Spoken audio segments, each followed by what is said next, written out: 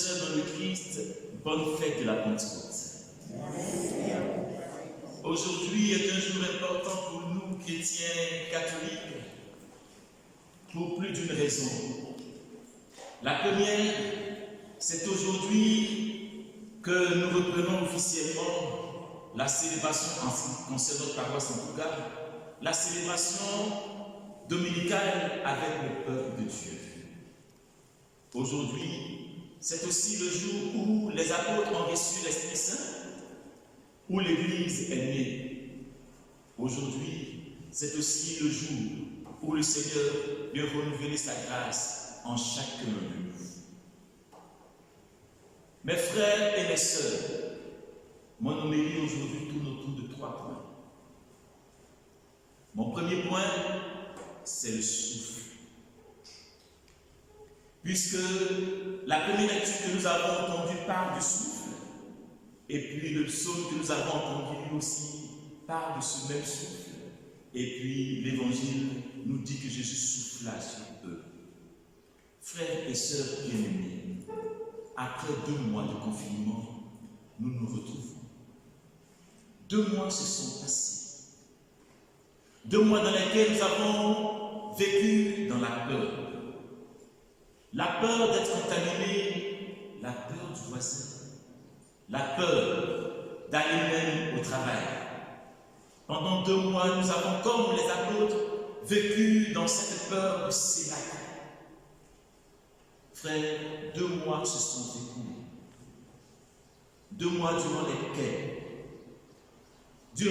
mes frères et sœurs, nous avons été contraints à ne plus pouvoir célébrer l'Eucharistie avec vous.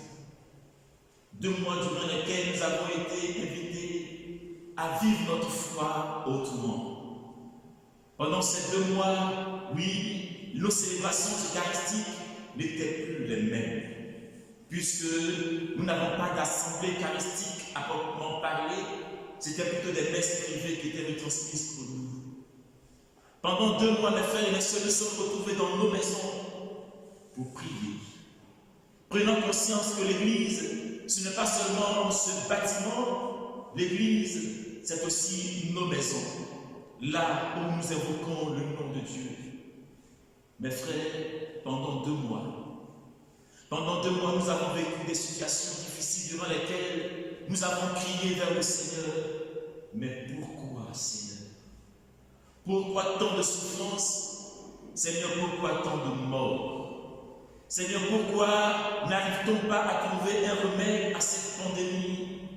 Et nous nous sommes criés vers le Seigneur, jusqu'à quand? Jusqu'à quand, Seigneur notre Dieu, cette hécatombe va continuer? Jusqu'à quand, Seigneur, nous laissera sans secours, sans nous délivrer? Nous avons crié au Seigneur, mes frères et mes sœurs.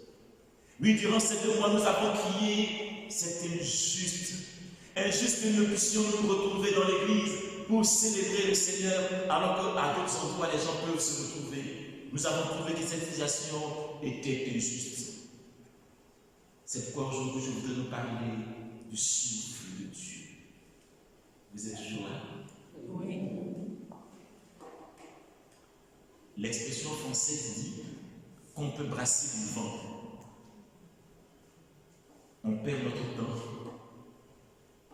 Il y a aussi une expression qui dit qu'il vent du vent. En fait, le vent peut être pris dans un sens négatif.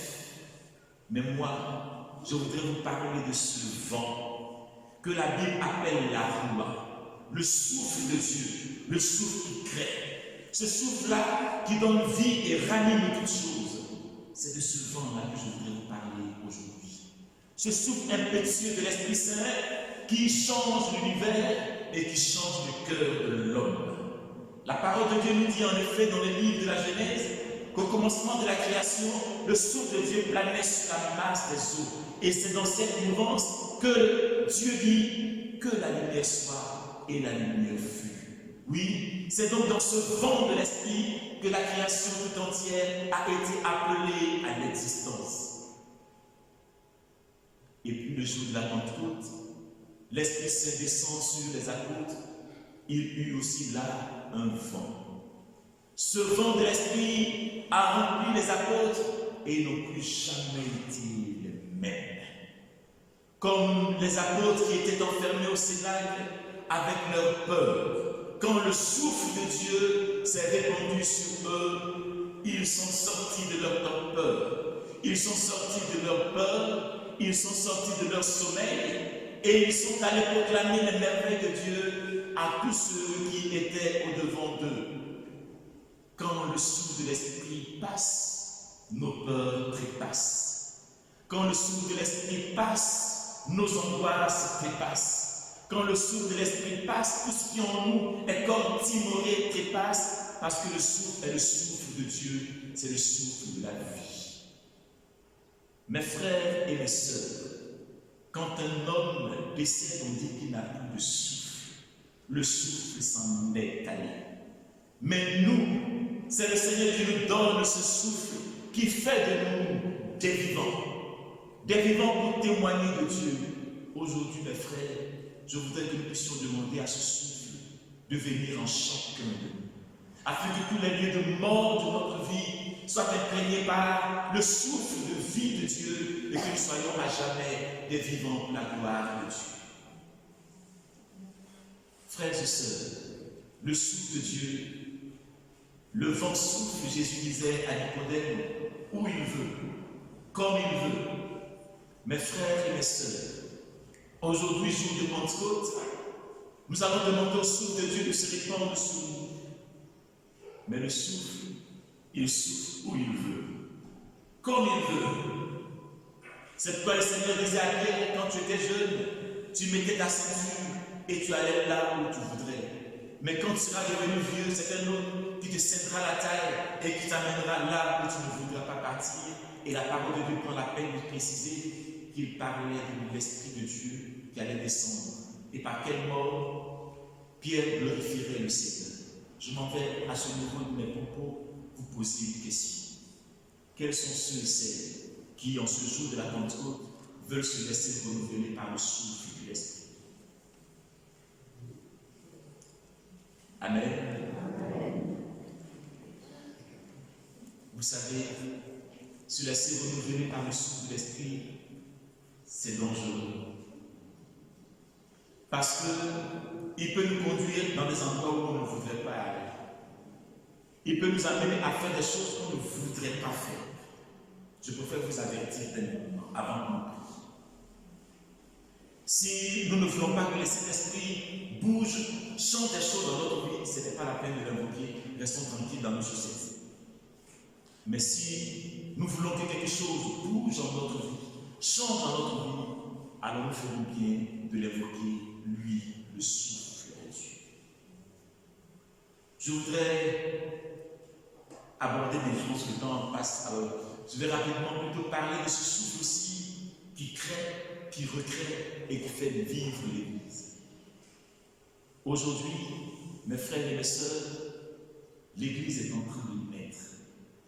C'est une nouvelle Église. Parce que le monde lui-même a changé. En effet, qui d'entre nous aurait pensé qu'un jour, nous viendrons à la messe avec des masques? Qui d'entre nous aurait pensé qu'un jour, nous viendrons à la messe en faisant une réservation?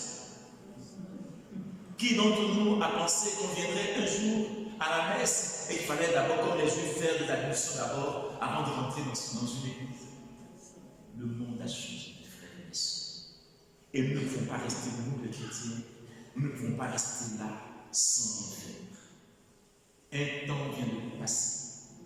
Le temps où nous étions des chrétiens timorés, des chrétiens qui ont peur de montrer leur foi, des chrétiens qui ont peur de prier.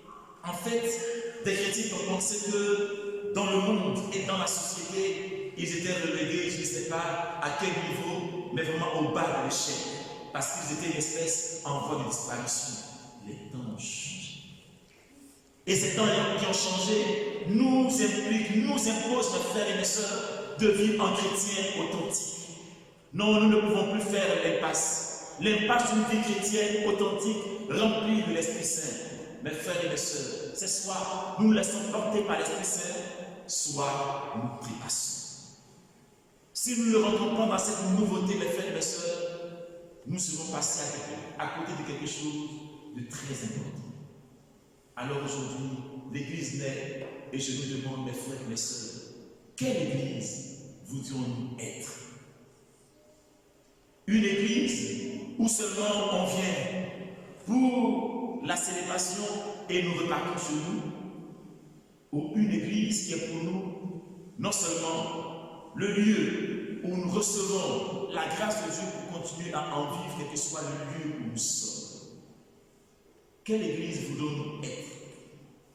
Une Église dans laquelle nous regardons en chaîne de faïence, ou une Église où l'amour de Dieu vient transformer tout ce qui est manque d'amour en nous? Quelle Église voulons-nous vivre? Une Église dans laquelle, mes frères et mes sœurs, nous avons non seulement peur, mais où nous sommes comme liés et que nous ne pouvons pas prendre des engagements dans l'Église. L'engagement, c'est toujours pour les autres. Mais nous, on ne prend jamais d'engagement. Quelle Église voudrons-nous vivre? Quelle Église voudrons-nous être? Je pourrais continuer, mes frères, à me poser plusieurs questions sur cette Église. Mais je voudrais terminer en nous disant ceci. Quelle que soit l'Église que vous voulez former, que vous voulez être, je voudrais d'abord que nous puissions nous dire, mes frères et mes sœurs, que cette Église passe par moi, par la transformation de mon être, par ma conversion personnelle. Oui, le temps est venu, mes frères, de ne plus être chrétien qui regarde à leur montre. Oh, qu'est-ce qu'il prêche trop longtemps, il faut qu'on sorte. Et peut-être que notre poulet est en train de cramer. Le temps est venu de se laisser pleinement remplir par l'Esprit Saint.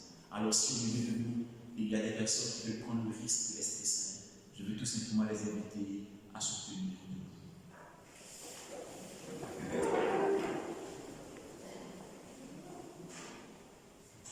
Je nous invite à disposer nos cœurs. Vous n'êtes pas obligé de vous tenir debout. Si vous ne voulez pas, vous restez assis. Je vous demande de vous lever pour ceux qui veulent vraiment recevoir l'Esprit Saint, qui veulent que quelque chose bouge dans leur vie chrétienne. Et ensemble, nous prenons ce chant. Au Seigneur, envoie ton esprit, qu'il renouvelle la face de la terre. Et pendant que nous prendrons ce chant, je voudrais que chacun de nous pense à sa vie et présente au Seigneur son désir d'être renouvelé par le souffle de l'Esprit.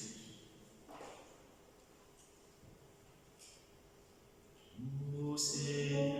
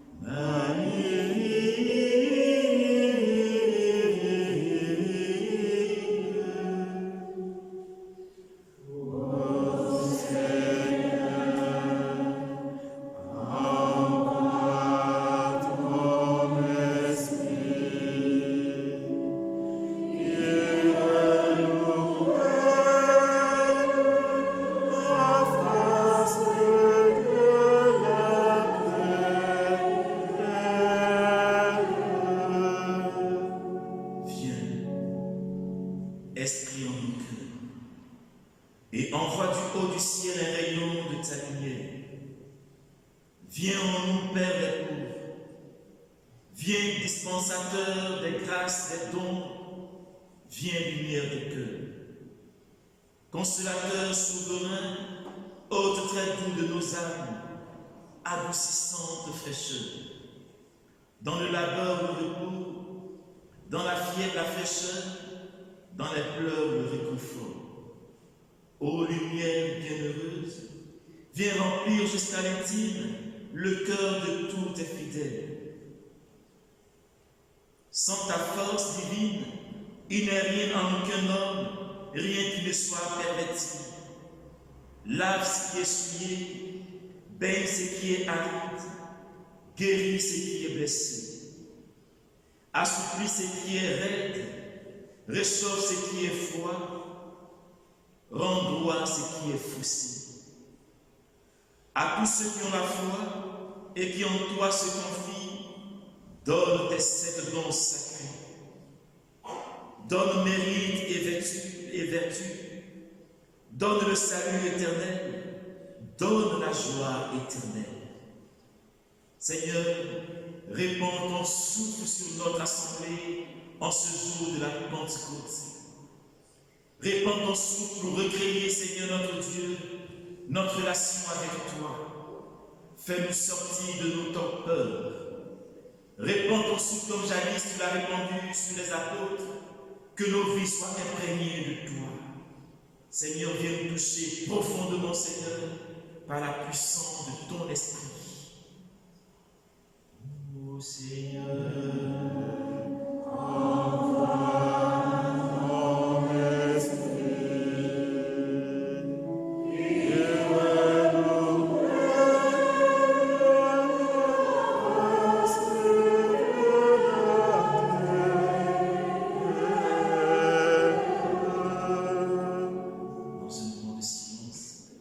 laissons l'Esprit de Dieu maintenant nous visiter, nous toucher et nous envahir.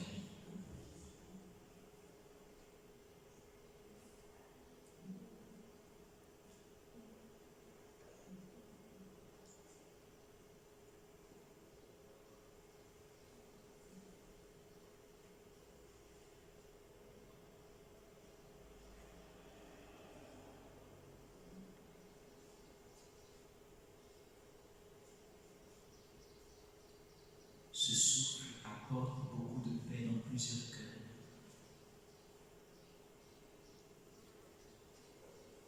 Le Seigneur a vu ce cœur qui était troublé et il apporte une fraîcheur nouvelle, une paix intérieure.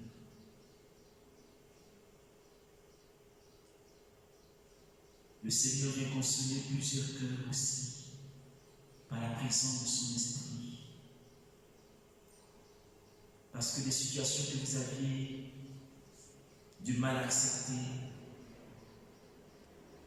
des deuils qui ont été mal vécus, le Seigneur vient apporter cette fraîcheur, il vient apporter sa consolation. Le Seigneur vient fortifier aussi plusieurs cœurs, des personnes qui étaient en questionnement par rapport à leur foi. Seigneur, merci pour ton souffle au milieu de nous. Et que ta grâce, Seigneur notre Dieu, nous fasse sortir de nos lieux d'enfermement